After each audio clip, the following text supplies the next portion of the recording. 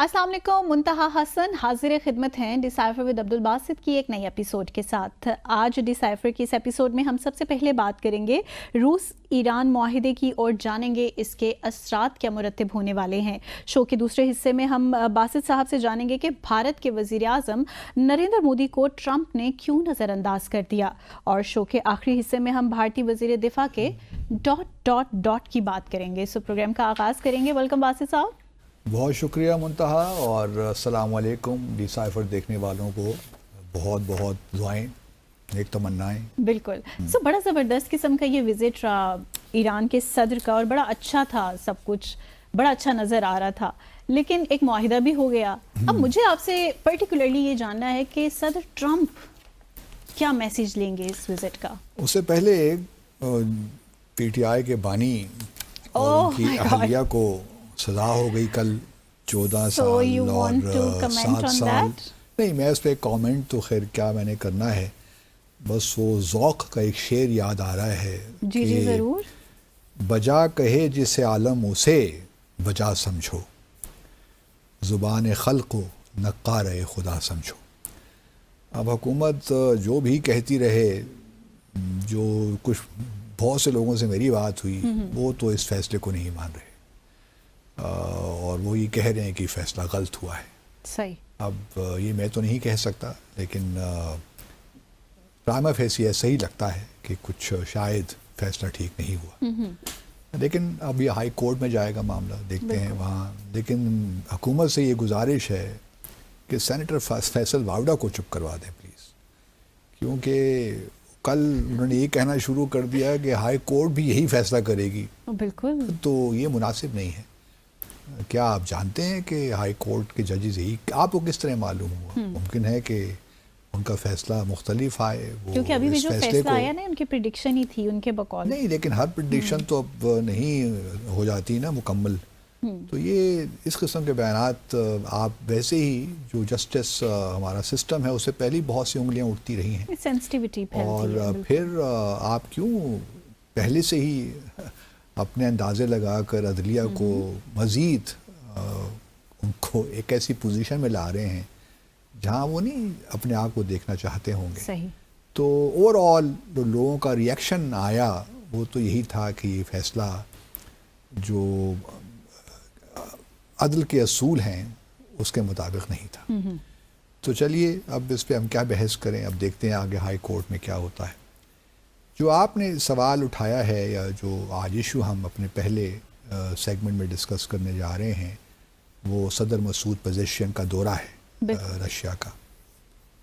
और जैसा कि हमारे नाज़रीन भी जानते हैं कि ये दौरा 3 दिन पहले हो रहा है, जब प्रेसिडेंट ट्रंप अपने अमेरिका के सदर का हल्फ उठाएंगे, 47th प्रेसिडेंट। अब बहुत से कमेंट्रीज़ हो रही हैं इस विज़िट के बारे में कि इसकी अहमियत क्या है। एक तो देखिए, चूँकि अमेरिका, ट्रंप ने पहले से ही ईरान को बहुत धमकियां दे रखी हैं, और इसराइल ने बहुत धमकियां दे रखी हैं, ख़ास तौर पे उनके न्यूक्लियर प्रोग्राम के हवाले से। और फिर हम ये भी जानते हैं कि अमेरिका की बहुत कोशिश रही है पिछली सदियों में, जब से ईरान में इनकलाब आया है, कि ईरान के अंदर से तब्दीली पैदा की जाए। और फिर अब जो 7 अक्टूबर 2023 के बाद हुआ मिडल ईस्ट में, वो भी हमारे सामने है। हिज़्बुल्लाह, हमास, शाम, ये सारे, वो लेबनान, इवन इनसाइड ईरान। तो अब ईरान थोड़ा सा इस वक्त आप कह सकते हैं कि वो एग्रेशन हमें नज़र नहीं आता उसकी फॉरेन पॉलिसी में, जो कि इस ज़माने में हुआ करता था। लेकिन ईरान को चूँकि अमेरिका ने पिछले कई 10-12 सालों में अपने आप को इस तरह पोजीशन किया है कि दुनिया को एक तरफ धकेल रहा है, क्योंकि आप देखिए तो इस वक्त चीन भी नाराज़ है अमेरिका से, रूस भी नाराज़ है, ईरान भी नाराज़ है, और पाकिस्तान भी बहुत हद तक नाराज़ है, हम कह सकते हैं, क्योंकि अमेरिका और बाकी मगरबी दुनिया रूल्स बेस्ड ऑर्डर की तो बात करते हैं, लिबरल डेमोक्रेसीज़ की बात भी करते हैं, ह्यूमन राइट्स की बात भी करते हैं, लेकिन उनका जो दोगलापन है वो हमें बड़ा साफ नज़र आया فلسطین کے مسئلے بالکل، میں اور بالکل۔ یوکرین کے مسئلے میں. تو بائیڈن کے زمانے میں بائیڈن نے اپنے شروع کے سال جو تھا 2021 میں انہوں نے کوشش کی تھی کہ رشیا کو چین سے ذرا دور کیا جائے، اور انہوں نے جنیوا میں میٹنگ بھی کی تھی پریزیڈنٹ پوٹن کے ساتھ، لیکن وہ ہو نہیں پایا.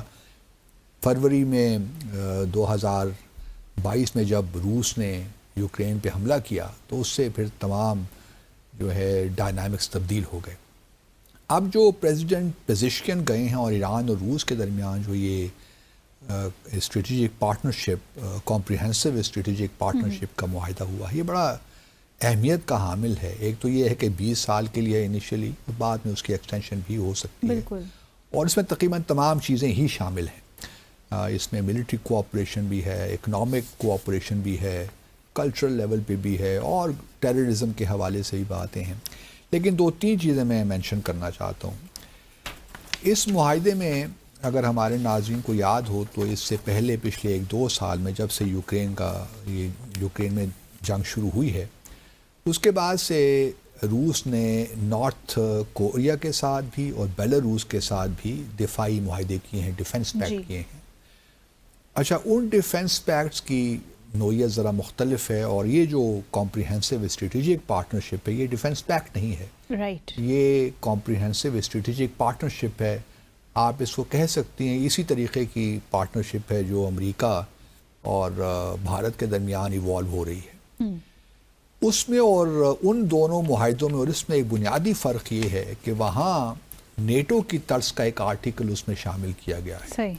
جس طرح واشنگٹن ٹریٹی میں کلاز آرٹیکل 5 ہے شاید، جس کے تحت ایک ملک کے خلاف ایگریشن پورے جتنے بھی ممبر اسٹیٹس ہیں ان کے خلاف ایگریشن سمجھا جاتا ہے. تو نارتھ کوریا اور بیلاروس کے ساتھ جو روس نے ڈیفنس پیکٹ کیے ہیں اس میں یہ کلاز موجود ہے. مثال کے طور پر اگر نارتھ کوریا کے خلاف کوئی ایکشن ہوتا ہے تو روس اس کی باقاعدہ مدد کرے گا اس ایگریشن کے خلاف. اسی طرح یہ معاملہ بیلاروس کا بھی ہے. صحیح. لیکن اس معاہدے میں ایسی کوئی کلاز نہیں ہے. اس معاہدے کو اگر آپ دیکھیے تو اس میں آرٹیکل 3 ہے، but article 3 sub para 3 of article 3 sub para 3 of article 3 اس میں یہ کہتے ہیں کہ in the event that either contracting party is subject to aggression, the other contracting party shall not provide any military or other assistance to the aggressor. یعنی یہ کہ اگر ایران پہ کوئی حملہ کرتا ہے تو روس ایران کی مدد کے لیے نہیں آئے گا. اگر امریکہ لیٹ سے ایران پہ حملہ کرتا ہے یا اسرائیل کرتا ہے حملہ ایران کی نیوکلیر فیسیلیٹیز پہ یا ویسے بھی کر دیتا ہے تو روس ایران کی مدد کے لیے نہیں آئے گا. لیکن روس اسرائیل اور امریکہ کے ساتھ بھی کوئی ایسے تعلقات نہیں رکھے گا یا کوئی ایسا انٹریکشن نہیں ہوگا جو کہ اس ایگریشن کو مزید فروغ دیتے ہوں. صحیح. تو یہ ایک کلاز اس میں ضرور ہے. اسی لیے آپ دیکھیے کہ پچھلے جب سے پزیشکن گئے ہیں اس وقت سے لے کر آج تک ابھی تک بلکہ اس بات کو بار بار انڈر اسکور کیا جا رہا ہے کہ ڈیفنس پیکٹ نہیں ہے، یہ ایک کمپریہنسو اسٹریٹجک پارٹنرشپ ہے. صحیح. اب اس کا مطلب بہت سے لوگ اپنے حساب سے اس کو انٹرپریٹ کر رہے ہیں، کچھ مس انٹرپریٹ بھی کر رہے ہیں تاکہ مزید پرابلمس کریٹ ہوں ایران امریکہ کے درمیان، روس اور امریکہ کی جانب سے، کیونکہ اگلے آنے والے دن تو بڑے انپریڈکٹیبل ہیں کہ کیا ہونے جا رہا ہے. لیکن اس معاہدے کی اہمیت یہ ہے، اور ہم جانتے ہیں کہ پچھلے 2 سالوں میں ایران نے بہت ڈرونز ہی پرووائڈ کیے ہیں، تقریباً 2000 کے قریب شاہد 136 جو ڈرون ہے وہ پرووائڈ کیے ہیں رشیا کو. اور یہ سوسائڈ ڈرونز ہیں، یہ جا کے بس گر جاتے ہیں، کماکازی جسے کہتے ہیں، یہ حملہ کر دیتے ہیں، خودکش حملہ کر دیتے ہیں. یہ اوپر سے صرف میزائل نہیں پھینکتے. جس طرح ہیل فائر میزائلز ہیں، پریڈیٹر، یہ جو امریکن جو ڈرونز ہیں یہ اس قسم کا ڈرون نہیں ہے، یہ سوسائڈ ڈرونز ہیں. اور ان کی قیمت آپ کہہ لیجئے کہ مارکیٹ میں $20,000 کی ہے. صحیح. بڑے سستے پڑتے ہیں نا. اگر اس حساب سے اگر آپ میزائل دیکھیے، اور ایران نے بہرحال جو میڈیم اسمال رینج میزائل بھی دیے ہیں روس کو، اور اس وار میں ایران نے کافی مدد کی ہے. جس طرح دیکھیں نارتھ کوریا نے تو مدد کی ہے نا، اپنے ٹروپس بھیجوا کر 10,000 رپورٹڈلی 10,000 ٹروپس بھیجوائے ہیں، اور اس میں کافی پکڑے بھی گئے ہیں، یوکرین نے پکڑے بھی لیے. لیکن ایران کا ذرا معاملہ ڈفرینٹ ہے. یہ اپنے ٹروپس تو نہیں بھجوا رہے ہیں، لوگ بھجوا رہے ہیں، لیکن یہ ملٹری امداد پوری کر رہے ہیں. اور یہی اس جو اسٹریٹجک پارٹنرشپ ہے اس میں یہی لکھا ہوا ہے کہ دوسرے کی مدد اس طرح ہم کریں گے. اچھا، یہ جو ہے ایک اور اہم نقطہ جو ہے اس سے یہ بھی ہے کہ پچھلے 2-3 سالوں میں ایران اور روس کے درمیان جو تجارت ہے وہ بہت بڑی ہے.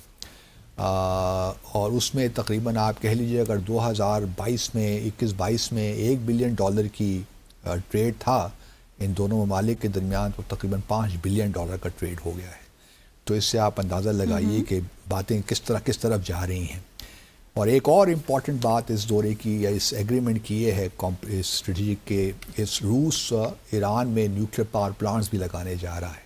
صحیح. تو یہ بھی ایک بہت بڑی ڈیولپمنٹ ہے، کیونکہ ایک تو بشیر وغیرہ میں نیوکلیر ری ایکٹرز تھے، اس سے پہلے بھی ایران نے پلانٹ لگائے ہوئے ہیں، لیکن یہ اس کو زیادہ ایکسپیڈائٹ کر دیں گے. تو یہ بھی ایک بڑا امپورٹنٹ کمپوننٹ ہے ان کے ریلیشن شپ کا. اب آپ کا جو سوال ہے کہ ٹرمپ کس طرح اس پہ ری ایکٹ کریں گے. جی دیکھیے، ٹرمپ آبویسلی اگر آپ ان کی تقریریں سنیے کیمپین کے دوران بھی اور جیتنے کے بعد بھی، تو ان کا یہی بار بار کہنا ہے کہ جی وہ حلف اٹھانے سے پہلے دن ہی وہ یہ یوکرین کا معاملہ ایک دن میں ہی ختم کر دیں گے جو جنگ ہے. لیکن ایسا ہونے والا نہیں ہے، کیونکہ جو ان کے انوائے ہیں فار یوکرین اینڈ رشیا، میرا خیال ان کا نام کیت کیلگ ہے، وہ جو ہے پچھلے کچھ دنوں سے رشیا کے خلاف بہت بول رہے ہیں. شاید یہ ایک ٹیکٹکس ہوتے ہیں اس قسم کے کہ آپ تھوڑا سا ڈیفینسو پہ لانا چاہتے ہیں، جن سے آپ نے کچھ کام نکلوانا ہوتا ہے نا، پہلے آپ ان کو بہت کرٹیسائز کرتے ہیں اور پھر آپ ان کو رام کرنے کے لیے بہت اسپیس مل جاتی ہے آپ کو. اب پیوٹن کی پرسنالٹی کو سامنے رکھتے ہوئے اور ٹرمپ کی پرسنالٹی کو سامنے رکھتے ہوئے یہ کہا جا سکتا ہے کہ جب ٹرمپ الیکٹ ہو جائیں گے تو وہ زیلنسکی کے بہت پریشر انہیں رکھنا ہے، کیونکہ وہ بار بار کہہ چکے ہیں کہ جو اس وقت اسٹیٹس کو بنا ہے، ایک نیا نارمل، ایک نیا اسٹیٹس کو بنا ہے، اس کو تسلیم کریں اور سیز فائر فی الحال کریں. باقی دیکھا جائے گا بعد میں کہ یوکرین کے پاس کتنی زمین ہے، ٹیریٹری ہے، اور رشیا کے پاس کتنی ٹیریٹری ہے، وہ بات کی باتیں ہیں. جو پہلا کام ہے وہ سیز فائر کا ہے. اب دیکھنا یہ ہے کہ زیلنسکی صاحب اس پہ ایگری کرتے ہیں کہ نہیں کرتے. کچھ لوگوں کا خیال یہ ہے کہ گو کہ ٹرمپ نے کافی اپنی کیمپین میں یہ کہا ہے کہ وہ رشیا کو منا لیں گے، لیکن رشیا کو شاید سرپرائز ملے، کیونکہ ٹرمپ ممکن ہے کہ زیادہ ہارڈن پوزیشن لیں. اور اس کی ایک وجہ یہ بھی اب ہو سکتی ہے کیونکہ ایران کے ساتھ تعلقات بڑھا دیے ہیں نا، کیونکہ ایران دیکھیں نا، جو اصل کہانی ہے وہ تو ایران اور کے خلاف بھی ہے نا، وہ ایران کے نیوکلیر پروگرام کے سخت خلاف ہے. اور ٹرمپ ہی نیوکلیر ڈیل سے وڈرا انہوں نے کیا تھا 2016 میں، فائم ناٹ ہے 2018 میں. تو یہ جو ہے صدر پیوٹن کا اور ایران کا ایک ساتھ معاہدہ کرنا ان کی حل برداری سے پہلے، it doesn't send a good signal to mister Trump. تو مسٹر ٹرمپ کی جو پرسنالٹی ہے وہ ایک ریئیکٹ تو کرتے ہیں چیزوں پہ نا، تو ممکن ہے کہ اس کا ریئیکشن روس کے خلاف ہو جائے اور جو سینکشنز ہیں وہ مزید تیز ہو جائیں، ہارڈن کر دیں، زیادہ اسٹرینجنٹ ہو جائیں روس کے خلاف بھی اور ایران کے خلاف بھی. آپ یہ دیکھیے کہ تقریباً وہ ہزاروں کے حساب سے سینکشنز لگی ہوئی ہیں روس پہ بھی اور ایران پہ بھی. تو اب یہ جو معاہدہ ہے یہ کافی مشکلات کریٹ کرے گا میری نظر میں. اب پریزیڈنٹ ٹرمپ کے لیے اتنا آسان نہیں ہوگا کہ وہ روس کو انلیس کہ بالکل one sided terms and conditions ہوں کہ بس زیلنسکی نے ہی کیپیچولیٹ کرنا ہے، انہوں نے سرنڈر کرنا ہے، تب تو ہو سکتا ہے. لیکن جو بیانات کیت کیلگ کے آ رہے ہیں جو ٹرمپ کے ایڈوائزر ہیں، اس سے نہیں لگتا کہ اب یہ یوکرین کا معاملہ بھی کوئی جلد سیٹل ہونے والا ہے. لیکن زیلنسکی کے بھی اگر امپریشنز ہم نوٹ کریں تو مجھے نہیں لگتا وہ اتنی جلدی گھٹنے ٹیکیں گے. وہ بھی نہیں ٹیک رہے، ان کو بھی شاید اندرونی، کیونکہ ان کی تو ٹرمپ سے ملاقات بھی ہوئی ہے نا، تو اس وجہ سے شاید ان کو کچھ امید دلائی گئی ہو، کانفیڈنس ہے ان کے اندر. سو یہاں لیں گے واصف صاحب ایک چھوٹا سا وقفہ اور بریک کے بعد ناظرین واپس آئیں گے، ڈسکس کریں گے، پروگرام کا حصہ بنائیں گے دیگر اہم موضوعات. Stay with us.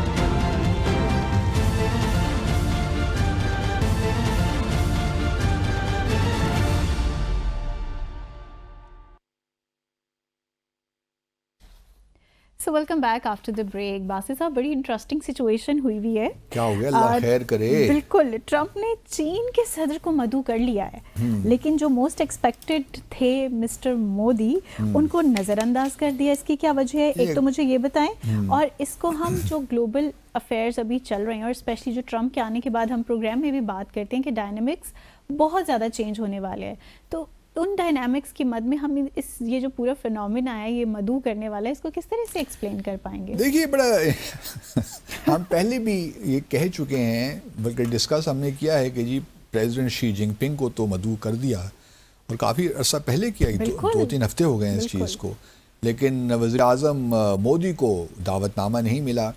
11th our पे शायद मिल जाए और वो पहुंच भी जाए. कौन? 11th आवर पे कुछ नहीं, 11th आवर पे नहीं मिलने वाला. बात ख़त्म हो गई है, अब तो क्लियर हो गया. अब तो मोदी साहब जो हैं, क्योंकि वो 26 जनवरी भी आ रहा है ना, रिपब्लिक डे परेड है, इंडोनेशियन प्रेसिडेंट भी जा रहे हैं भारत एज चीफ गेस्ट, तो वो उसकी तैयारी में मसरूफ़ हैं, इसलिए कोई ज़्यादा मिस नहीं करेंगे वो.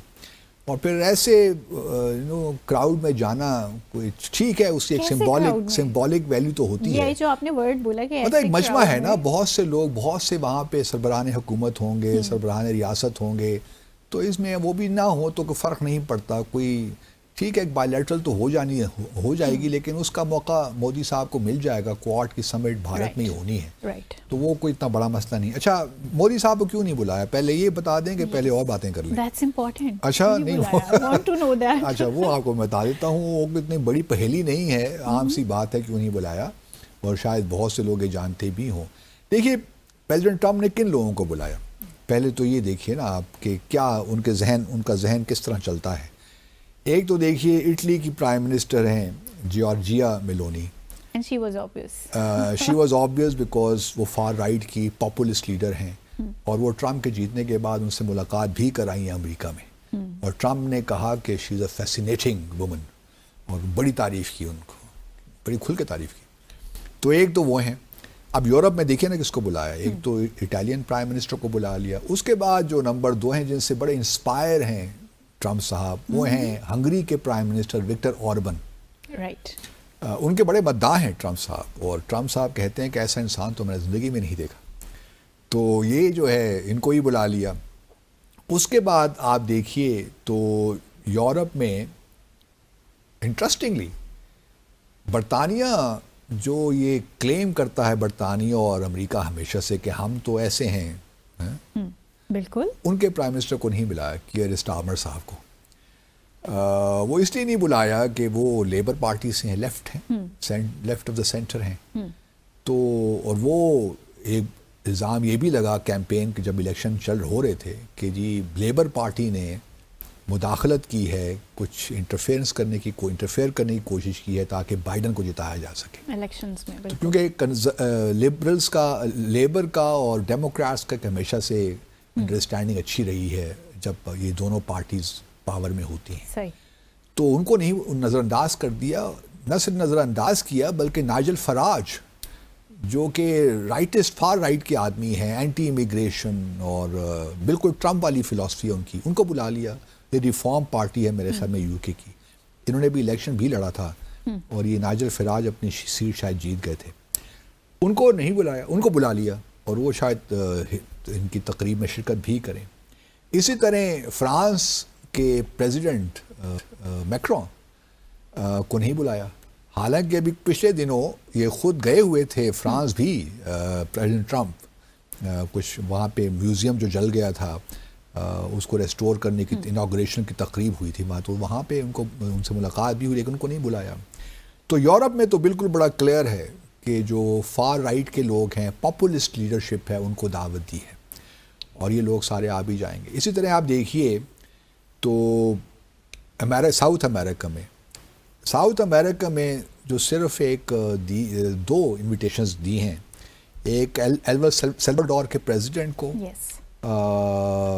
नायब बुकले मेरा ख्याल में नाम है उनका, अगर मैं सही प्रोनाउंस कर रहा हूँ, और दूसरे साहब हैं बोल्सोनारो, जो कि प्रेसिडेंट थे ब्राज़ील के, अब नहीं हैं, अब तो वो दूसरे साहब हैं ना, डी सिल्वा डी लुला, वो हैं. उनको नहीं बुलाया क्योंकि वो लेफ़्ट के आदमी हैं. तो इधर भी उन्होंने तफरीक बड़ी ज़बरदस्त रखी. सही. اور اپنے جو لائک مائنڈڈ لوگ ہیں، جو اس وقت لیڈرز ہیں یا جو پرائم منسٹرز ہیں یا پریزیڈنٹس ہیں لائک مائنڈ، ان کو دعوت دی ہے.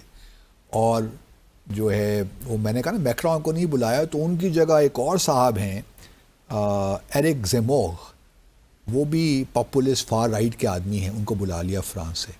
تو بڑی ڈسٹنکشن انہوں نے بڑی اپنی صحیح رکھی ہوئی ہے، مطلب وہ ان چیزوں پہ کمپرومائز نہیں کرتے ٹرمپ صاحب. پاکستان سے بھی کسی کو بلایا؟ پاکستان سے پہلے وہ جو آپ نے سوال کیا تھا مودی کو کیوں نہیں بلایا، اس کا جواب دے دوں. کیونکہ لوگ کہتے ہوں گے کہ اصل بات پہ آ نہیں رہا، ویسے ہمیں الجھایا ہوا ہے.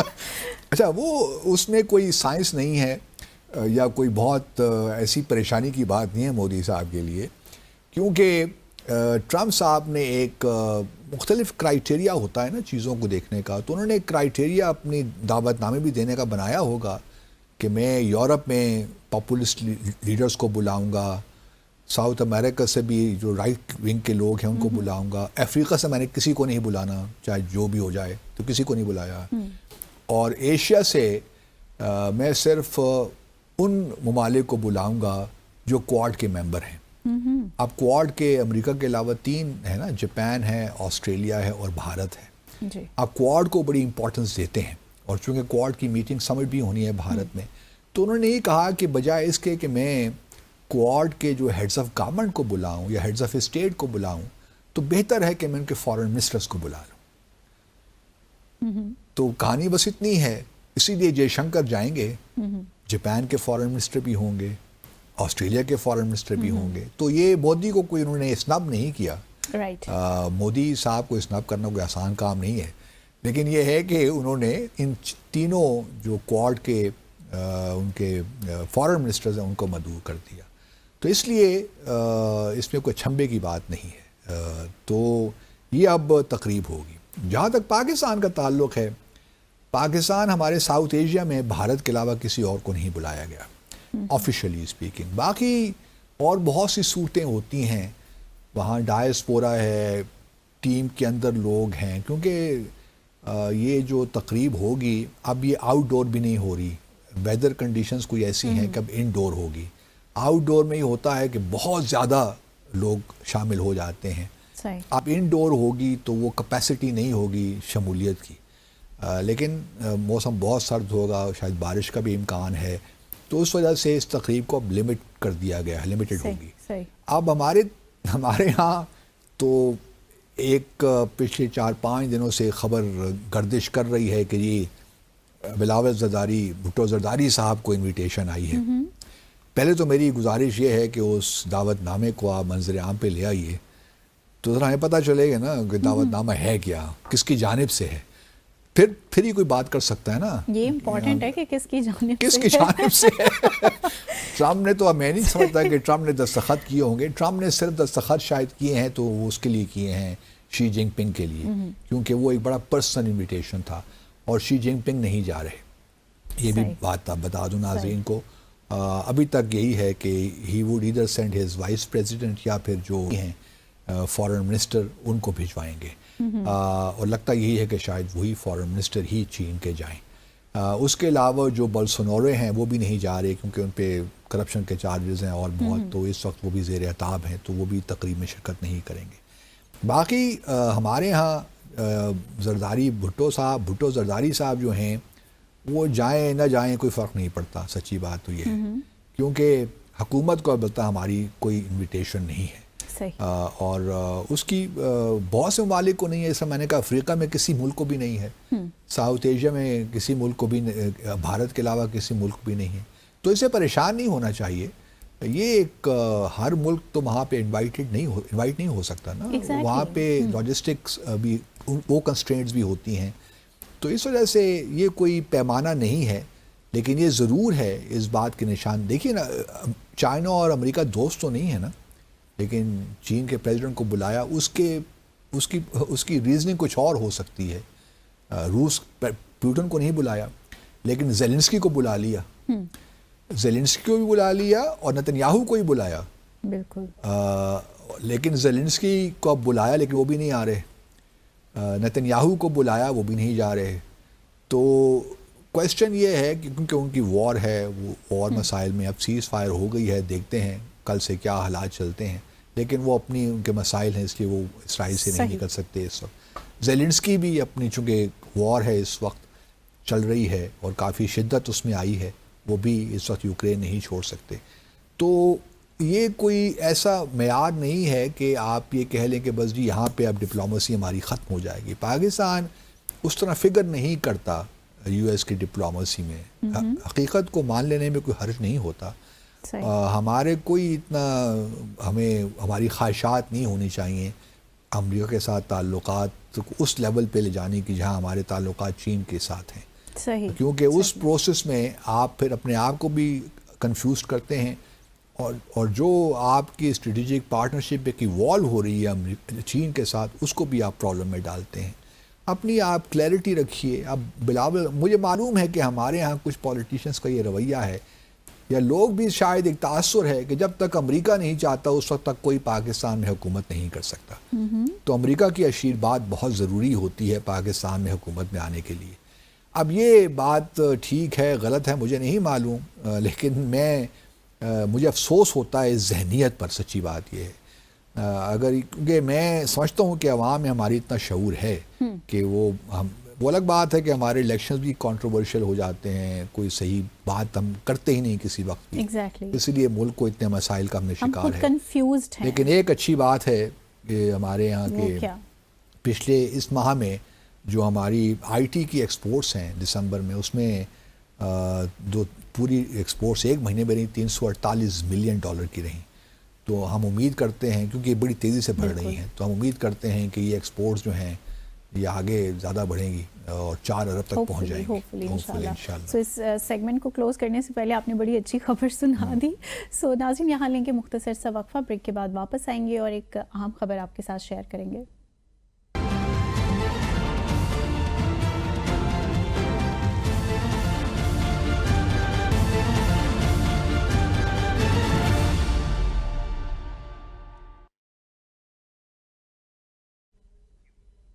بریک کے بعد خوش آمدید. باسط صاحب, راجناتھ سنگھ نے تو ایک مرتبہ پھر سے پاکستان کو دھمکی دے ڈالی. یہ ... کیا ہے؟ نہیں تو ... اب یہ فل ان دا بلینکس کون کرے گا؟ شاید پاکستان کرے گا یا بھارت کرے گا, آئی ڈو ناٹ نو. لیکن راجناتھ صاحب کر سکتا ہے, پاکستان ہی کرے گا انشاءاللہ. لیکن راجناتھ سنگھ سے پہلے ان کے جو آرمی چیف ہیں بھارت کے, اپندر دویدی, انہوں نے بھی ایک اینول پریس کانفرنس ہوتی ہے آرمی چیف کی, ٹریڈیشنل ہے, تو انہوں نے بھی اپنی پریس کانفرنس کی. انہوں نے پہلے میں راجناتھ سنگھ سے پہلے ان کی بات کر لیتا ہوں. انہوں نے کچھ مضحکہ خیز باتیں کی. انہوں نے یہ کہا کہ جی پچھلے سال جو ہے جو ہم نے بقول ان کے دہشت گردوں کو مارا, اس میں 60% پاکستانی لوگ تھے, مطلب انفلٹریٹر سے یہاں سے. اور ابھی بھی جو مقبوضہ جموں اور کشمیر میں بقول ان کے دہشت گرد ایکٹیو ہیں, ان میں سے 80% جو ہیں وہ پاکستانی ہیں, مطلب کشمیری نہیں ہیں, پاکستانی. آتے کہاں سے ہیں؟ اب یہ جو ہے یہ مطلب پچھلے کئی 2-3 سالوں سے ہم جب سے, بلکہ آپ یوں کہہ لیجئے کہ 25 نومبر 2021 کو شاید ہمارا ان سے ہوا تھا نا یہ cease fire, line of control پہ سیز فائر معاہدہ. اس وقت سے لے کر ابھی تک تو یہ کہہ رہے ہیں کہ جی کوئی انفلٹریشن نہیں ہو رہی, بالکل سکون ہے, سیز فائر کو ہم نے ہولڈ کیا ہوا ہے, بڑا کامیاب ہو رہا ہے. اور پھر یہ آتے ہیں اور یہ نئی داستان پیش کر دیتے ہیں. دوسری طرف راجناتھ سنگھ صاحب وہ ہمیں حوالہ دیتے ہیں 22 فروری 1994 کی پارلیمنٹ کی جو ان کی ریزولوشن تھی, جس میں تمام پارٹیز نے یا گورنمنٹ نے اس بات پہ اتفاق کیا تھا کہ آزاد جموں اور کشمیر کو جب تک حاصل نہیں کیا جائے گا اس وقت تک ان کا جو مقبوضہ جموں اور کشمیر ہے وہ مکمل نہیں ہوتا. یعنی یہ کہ اب تو چونکہ انہوں نے مکمل طور پہ انیکس کر لیا ہے, تو بار بار ہمیں یاد دلاتے ہیں کہ دیکھیے جی یہ ہم نے تو آپ سے یہ علاقے بھی لینے ہیں, آپ کیا بات کرتے ہیں حق خود ارادیت کی. اب یہ دونوں باتیں جو ہیں مجھے لگتا ہے کہ ایک تو ان کی فرسٹریشن کو ظاہر کر رہا ہے, کیونکہ پروپیگنڈا تو بڑا زبردست کیا جا رہا ہے نا کہ ڈیولپمنٹ ہو رہی ہے. ابھی مودی صاحب ہی گئے تھے سون مرگ کا, جو ہم نے کل گزشتہ روز ڈسکس کیا تھا. ڈیولپمنٹ ہو رہی ہے, G20 کے ورکنگ گروپ کی ہم نے میٹنگ کروا دی سری نگر میں, یہ ہو گیا وہ ہو گیا. جو انڈین کارپوریشنز ہیں وہ کارپوریٹ سیکٹر آ رہا ہے, ہوٹلز بن رہے ہیں, ٹورزم کہاں سے کہاں پہنچ گیا ہے. اور اس میں وہ بھی شامل کرتے ہیں جو لوگ جاتے ہیں نا, جو یاترا جن کی ہوتی ہیں مقبوضہ جموں اور کشمیر میں, ان کو بھی ٹورزم کے کھاتے میں شامل کرتے ہیں. صحیح. تو ٹورزم بڑھ گیا ہے, یہ ہو گیا ہے وہ ہو گیا ہے. لیکن دوسری طرف یہ دھمکیاں بھی دیتے رہتے ہیں ہمیں. تو یہ ایک فرسٹریشن ہے, کیونکہ آپ یہ جو کچھ بھی کہہ لیں, کشمیر کے لوگ ابھی تک کنونس نہیں ہیں کہ انہوں نے بھارت کے ساتھ رہنا ہے. کیونکہ بھارت کے ساتھ رہنے کا مطلب یہ ہے کہ جو کچھ اس وقت بھارتی مسلمانوں کے ساتھ ہو رہا ہے وہ کشمیری مسلمانوں کے ساتھ بھی ہو. وہ کہ کشمیری مسلمانوں کے ساتھ تو بہت زیادتیاں ہو رہی ہیں, کشمیریوں کے ساتھ بہت زیادتیاں ہو رہی ہیں اس وقت. تو یہ ایک نیریٹو میں جو ان کی کانٹرڈکشنز ہیں وہ بالکل سامنے آ جاتی ہیں ان کی ان بیانات سے. کیونکہ دیکھیے, اگر حالات ٹھیک ہیں, آپ سمجھتے ہیں کہ کشمیریوں نے آپ کے جو اقدامات ہیں ان کو تسلیم کر لیا ہے, وہ بھارت کے ساتھ ہی رہنا چاہتے ہیں, پاکستان کا کوئی ان کو نہیں لینا دینا, تو پھر آپ کیوں بار بار پاکستان کا ذکر کرتے ہیں؟ صحیح. کیوں بار بار پاکستان کو دھمکیاں دیتے ہیں؟ ٹھیک ہے, آپ نے وہ ڈاٹ کر ہی دیا ہے, تو ڈاٹ کو تو فل ہم اس کا جو بلینکس ہیں وہ ہم ہی فل ان کریں گے انشاءاللہ, کبھی وقت اگر آیا. لیکن ہمیں ضرورت نہیں ہے اس چیز کی, کیونکہ سچی بات تو یہ ہے کہ ہم یہ سمجھتے ہیں کہ کشمیری جو ہیں وہ پاکستان کے ساتھ ہی کھڑے ہیں. آج بھی اگر آپ ریفرینڈم کروا لیجئے تو میں یقین کے ساتھ ہی کہہ سکتا ہوں کہ میجورٹی آف کشمیریز, عبداللہز وغیرہ کو چھوڑ کر, majority of Kashmiris would like to join Pakistan. Bharat کا نیریٹو ہے کہ جی فیلنگ اسٹیٹ ہے پاکستان میں, تو پہ اتنے مسائل ہیں, وہاں ڈیموکریسی نہیں ہے, وہاں جو ہے اکنامک جو ہے ہمارے حالات کو اتنے اچھے نہیں ہیں, پاورٹی کی طرف ہم لوگ جا رہے ہیں. یہ باتیں ٹھیک ہے, پاورٹی کی حد تک ان کی اکانومی بہت اچھی جا رہی ہے ہم سے ریلیٹیولی اسپیکنگ, پرابلمز وہاں ہی بہت ہیں. لیکن ہمارے بھی حالات, یہ اکنامک ڈیولپمنٹ پروگرس, یہ تو وقتی چیزیں ہوتی ہیں نا, یہ لینئر نہیں ہوتی ہیں, اس میں اپس اینڈ ڈاؤنز آتے رہتے ہیں. چیلنجز تو آتے رہتے ہیں, کیونکہ ایک زمانہ تھا پاکستان بہت آگے تھا, ہمارا جو گروتھ ریٹ تھا وہ 7-8% پہ چلا گیا تھا, بھارت بہت پیچھے تھا ہم سے. تو یہ کوئی ایسی چیز نہیں ہے کہ وچ از ایچڈ ان اسٹون کہ پاکستان اگر آج ہم اکنامک مشکلات فیس کر رہے ہیں تو یہ ہماری اقتصادی مشکلات ہمیشہ کے لیے رہیں گی. ہمیشہ کے لیے نہیں, یہ ہمیشہ کے لیے تو نہیں ہے. ٹھیک ہے, ہمارے ہاں سیاسی ایک اس وقت ایک مشکلات ہیں, اکنامک مشکلات بھی ہیں, لیکن ابھی آپ دیکھیے نا, ایک ورلڈ ہیپی انڈیکس بھی آتا ہے جو UN نکالتا ہے. پاکستان ساؤتھ ایشیا میں is the happiest country in South Asia. اس کے باوجود بھی, یہ ہم نہیں کہہ رہے, یہ UN کا سروے کہہ رہا ہے کہ پاکستان کے لوگ اس کے باوجود کہ ہمارے ہاں غربت ہے, ہمارے ہاں سیاسی مسائل ہیں, لیکن پاکستان میں لوگ بھارتی لوگوں سے زیادہ خوش ہیں. ہمارا نمبر 106 پہ آتا ہے اور میں ان کا نمبر 132 پہ آتا ہے. تو اس سے آپ اندازہ لگا لیں کہ اگر کشمیری ہمیں جوائن کریں گے, ممکن ہے کہ ہم جو ہے ان کو اپنی طرح ہی رکھیں, لیکن کم از کم خوش ضرور رہیں گے. ان کو یہ خطرہ نہیں رہے گا کہ جی کبھی جس طرح کبھی کوئی ہے کسی نے ان کو گائے کے ذبح کرنے پہ مار دیا, کیونکہ یہ بھی یاد رہے کہ گائے کا ذبح کرنا یا اس کا گوشت کھانا مقبوضہ جموں اور کشمیر ممنوع ہے, اس کی اجازت نہیں ہے. حالانکہ یہ مسلم اکثریت علاقہ ہے اور وہاں اس قسم کے قوانین لاگو ہیں. تو کشمیری پاکستان کے ساتھ بھارت خوش رہیں گے, یہ وقتی طور کی جو ہماری مشکلات ہیں یہ بھی دور ہو جائیں گی, کوئی مسئلہ نہیں ہے. لیکن یہاں پہ جو ایک آزادی ہے, ہم سب جیسے تیسے بھی ہیں خوش ہیں. بالکل آزادی ہے, تھوڑا بہت خوش رہنے کی ہمیں ایک عادت سی بھی ہے کہ ہم مشکل حالات میں خوش رہتے ہیں. یہ ہم نے سیکھ لیا ہے شاید مشکل حالات میں خوش رہنا. تو کشمیری بھی ہمارے ساتھ بہت خوش رہیں گے, ہم گشتابے کھائیں, بہادر قوم ہے, گشتابے کھائیں گے, اور کیا کشمیری سیب بڑا مشہور ہے وہ کھائیں گے, تو بڑے بلے بلے ہماری ہو جائے گی, ان کے ہی مزے ہو جائیں گے. دیکھیں شارٹیسٹ روٹ ہے, آزادی سے پہلے راولپنڈی یہی وہ علاقے تھے جہاں پہ سارے کشمیری ٹریڈ کیا کرتے تھے, اور یہی ایکسیس تھی ہماری، اسی لیے ہمیں کوئی شک نہیں تھا کہ کشمیر پاکستان کا حصہ نہیں بنے گا. ہمیں پہلے دن سے معلوم تھا کہ کشمیریوں کو کشمیر پاکستان کا حصہ ہونا چاہیے، اور کشمیریوں کی بھی یہی خواہش تھی. لیکن وہ جو پھر لارڈ ماؤنٹ بیٹن، نہرو، اور جو ان کے نائب وزیر اعظم تھے پٹیل صاحب، ان کی سازشیں، وہ پھر آبویسلی بہت پرابلمس، پھر مہاراجہ ہری سنگھ کے مسائل، پھر اس میں شیخ عبداللہ وغیرہ نے بھی کچھ کردار ادا کیا. تو بہت سے ایشوز تھے جس کی وجہ سے یہ سارا معاملہ گڑبڑ ہو گیا. لیکن امید رکھنی چاہیے کہ بہرحال جو حق خود ارادیت کی جد و جہد ہے یہ انشاءاللہ کسی دن اپنا رنگ ضرور لائے گی، اور کشمیریوں کو آزادی میں سانس لینے کا موقع ملے گا. بے شک بے شک. اسی کے ساتھ ہی آج کے ڈیسائفر ود عبدالباسط کا وقت اختتام پذیر ہوا چاہتا ہے. اپنے ویورز سے اب دوبارہ ملاقات ہوگی انشاءاللہ next week. Till then be happy, take care, اللہ حافظ.